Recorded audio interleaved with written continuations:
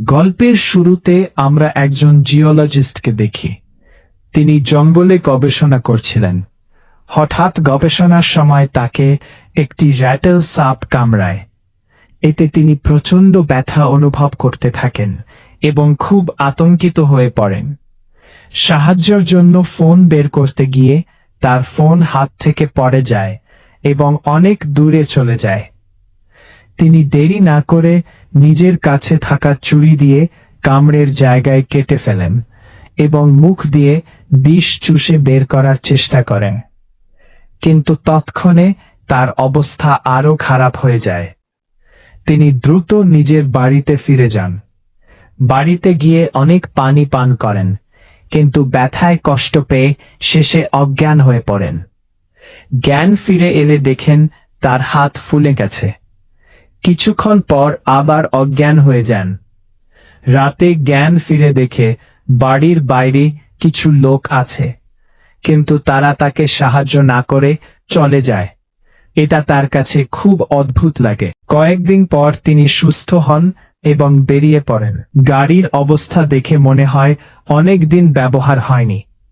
পথে একটি দোকানে গিয়ে তিনি অনেক মৃতদেহ দেখতে পান এবং একটি ডিজিটাল বোর্ড থেকে জানতে পারেন যে একটি ভয়ঙ্কর মহামারীতে পুরো শহরের মানুষ মারা গেছে। এতে তিনি হতবাক হয়ে যান এবং দ্রুত তার মা বাবার বাড়িতে যান। সেখানে গিয়ে দেখেন তার বাবা মাও মারা গেছেন। তিনি ভেঙে পড়েন এবং তাদের কবর দেন। এরপর তিনি চারদিকে ঘুরে দেখেন কোথাও কোনো মানুষ নেই। একটি মলে গিয়ে অবশেষে তিনি অ্যান ও মিল্টন নামে দুইজন জীবিত মানুষকে পান। তারা জানায় যে একটি ভাইরাস কয়েক সপ্তাহের মধ্যেই পৃথিবীর মানুষদের মেরে ফেলেছে। কিন্তু কিছুদিন পর মিল্টন হতাশ হয়ে আত্মহত্যার কথা বলে। সাম্প্রতিক পরিস্থিতি খারাপ হয়ে যায় এবং শেষ পর্যন্ত দুজনই আত্মহত্যা করে। এতে তিনি আরও একা হয়ে পড়েন। পথে তিনি একটি কুকুর খুঁজে পান, যার নাম ডেন লাকি। লাকির সাথে তিনি নতুন করে বাঁচার আশা পান। 1 বছর পর তিনি আবার এক নারী এমাকে খুঁজে পান। তারা একসাথে থাকতে শুরু করে এবং ধীরে ধীরে ভালোবাসায় জড়িয়ে পড়ে। তারা বেঁচে থাকার জন্য খাবার জোগাড়, কৃষিকাজ, শিকার এবং সোলার প্যানেল বসানোর মতো কাজ শুরু করে। পরে এমা গর্ভবতী হয় এবং তারা একটি কন্যা সন্তানের জন্ম দেয়। সময়ের সাথে সাথে তারা একটি ছোট কমিউনিটি গড়ে তোলে। নতুন মানুষ যুক্ত হয়, বাচ্চারা জন্মায় এবং ধীরে ধীরে একটি সমাজ তৈরি হয়।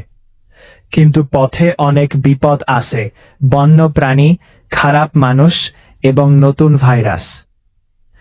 এক পর্যায়ে এক খারাপ লোক চার্লি কমিউনিটিতে আসে, সমস্যা সৃষ্টি করে এবং একটি মেয়ের উপর অত্যাচার করে। পরে তাকে হত্যা করা হয়। এরপর আবার একটি ভাইরাস ছড়ায় এবং অনেকেই অসুস্থ হয়ে পড়ে। তাদের ছেলে জয় মারা যায়, যা তাদের ভেঙে দেয়, কিন্তু তারা আবার উঠে দাঁড়ায়। শেষে তারা একটি রেডিও তৈরি করে এবং অন্য জীবিত মানুষের সাথে যোগাযোগ করতে সক্ষম হয়। জানা যায় আরও মানুষ বেঁচে আছে। বছরের পর বছর কেটে যায় এবং শেষে দেখা যায় পৃথিবীতে আবার মানুষ বাড়ছে এবং নতুন সমাজ গড়ে উঠছে। এইভাবেই গল্পটি শেষ হয়, একটি ধ্বংস হয়ে যাওয়া পৃথিবী থেকে আবার নতুন করে মানব সভ্যতার শুরু।